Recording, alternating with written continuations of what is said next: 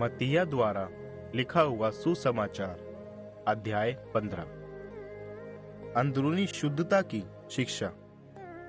तब यरूशलेम से कुछ फरीसी और शास्त्री यीशु के पास आकर कहने लगे, आपके शिष्य पूर्वजों की परंपराओं का उल्लंघन क्यों करते हैं?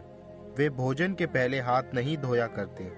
यीशु ने उन्हें उत्तर दिया, अपनी परंपराओं की पूर्ति में आप स्वयं परमेश्वर के आदेशों को क्यों तोड़ते हैं? परमेश्वर की आज्ञा है, अपने माता पिता का सम्मान करो, और वह जो माता या पिता के प्रति बुरे शब्द बोले उसे मृत्यु दंड दिया जाए।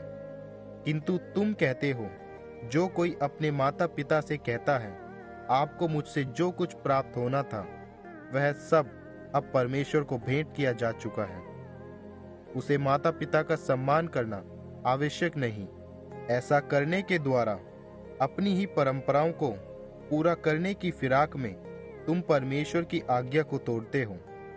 अरे पाखंडियों, भविष्यवक्ता यशायाह की यह भविष्यवाणी तुम्हारे विषय में ठीक ही है। ये लोग मात्र अपने होठों से मेरा सम्मान करते हैं, किंतु उनके हृदय मुझसे बहुत दूर है। व्यर्थ में वे मेरी वंदना करते हैं, उनकी शिक्षा सिर्फ मनुष्य द्वारा बनाए हुए नियम है। तब यीशु ने भीड़ को अपने पास बुलाकर उनसे कहा, सुनो और समझो। वह जो मनुष्य के मुख में प्रवेश करता है, मनुष्य को अशुद्ध नहीं करता, परंतु उसे अशुद्ध वह करता है जो उसके मुख से निकलता है। तब यीशु के शिष्यों ने उनके पास आ उनसे प्रश्न किया, क्या आप जानते हैं कि आपके इस वचन से फरीसी अपमानित हो रहे हैं? यीशु ने उनसे उत्तर में कहा, ऐसा हर एक पौधा जिसे मेरे पिता ने नहीं रोपा है उखाड़ दिया जाएगा। उनसे दूर ही रहो, वे तो अंधे मार्गदर्शक हैं। यदि अंधा ही अंधे का मार्गदर्शन करेगा तो दोनों ही गड्ढे में गिरेंगे। पेत्रोस ने यीशु से विनती की, प्रभु हमें इसका अर्थ समझाइए। यीशु ने कहा, क्या तुम अब तक समझ नहीं पाए? क्या तुम्हें यह समझ नहीं आया कि जो कुछ मुख में प्रवेश करता है वह पेट में जाकर शरीर से बाहर निकल जाता है, किंतु जो कुछ मुख से निकलता है उसका स्रोत होता है मनुष्य का हृदय। वही सब है जो मनुष्य को अशुद्ध करता है, क्योंकि हृदय से ही बुरे विचार, हत्या, व्यभिचार, वेश्यागामी, चोरियां, झूठी गवाही तथा निंदा उपजा करती है। यही मनुष्य को अशुद्ध करती है, किंतु हाथ धोए बिना भोजन करने से कोई व्यक्ति अशुद्ध नहीं होता। कनानवासी स्त्री का सराहनीय विश्वास। तब यीशु वहां से निकलकर सोर और सीदोन प्रदेश में एकांतवास करने लगे। वहां एक कनानवासी स्त्री आई और पुकार पुकार कर कहने लगी, प्रभु मुझ पर दया कीजिए, दाविद की संतान। मेरी पुत्री में एक क्रूर दुष्टात्मा समाया हुआ है और वह बहुत पीड़ित है। किंतु यीशु ने उसकी ओर लेश मात्र भी ध्यान नहीं दिया। शिष्य आकर उनसे विनती करने लगे, प्रभु उसे विदा कर दीजिए, वह चिल्लाती हुई हमारे पीछे लगी है। यीशु ने उत्तर दिया, मुझे मात्र इस्राएल वंश के खोई हुई भेड़ों के पास ही भेजा गया है। किंतु उस स्त्री ने यीशु के पास आ झुकते हुए उनसे विनती की, प्रभु मेरी सहायता कीजिए।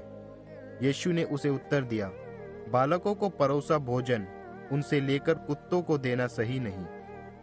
उस स्त्री ने उत्तर दिया, सच है प्रभु, किंतु यह भी तो सच है कि स्वामी की मेज से गिर जाते टुकड़ों से कुत्ते अपना पेट भर लेते हैं। यीशु कह उठे, सराहनीय है तुम्हारा विश्वास, वैसा ही हो जैसा तुम चाहती हो।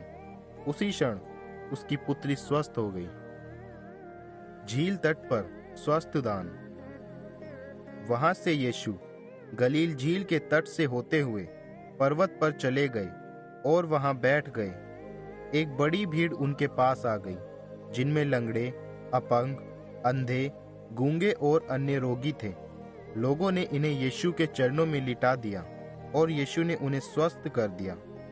गूंगों को बोलते, अपंगों को स्वस्थ होते, लंगड़ों को चलते तथा अंधों को देखते देख भीड़ चकित हो इज़राइल के परमेश्वर का गुणगान करने लगी। यीशु ने अपने शिष्यों को अपने पास बुलाकर कहा, मुझे इन लोगों से सहानुभूति है, क्योंकि ये मेरे साथ 3 दिन से है और इनके पास अब खाने को कुछ नहीं है। मैं इन्हें भूखा ही विदा करना नहीं चाहता, कहीं ये मार्ग में ही मूर्छित ना हो जाए। शिष्यों ने कहा, इस निर्जन स्थान में इस बड़ी भीड़ की तृप्ति के लिए भोजन का प्रबंध कैसे होगा? यीशु ने उनसे प्रश्न किया, कितनी रोटियां हैं तुम्हारे पास? 7 और कुछ छोटी मछलियां, उन्होंने उत्तर दिया। यीशु ने भीड़ को भूमि पर बैठ जाने का निर्देश दिया और स्वयं उन्होंने 7 रोटियां और मछलियां लेकर उनके लिए परमेश्वर के प्रति आभार प्रकट करने के बाद उन्हें तोड़ा और शिष्यों को देते गए, तथा शिष्य भीड़ को। सभी ने खाया और तृप्त हुए। शिष्यों ने तोड़ी गई रोटियों के शेष टुकड़ों को इकट्ठा कर 7 बड़े टोकरे भर लिए। वहां जितनों ने भोजन किया था उनमें स्त्रियों और बालकों के अतिरिक्त पुरुषों ही की संख्या कोई 4000 थी। भीड़ को विदा कर यीशु नाव में सवार होकर मगादान क्षेत्र में आए।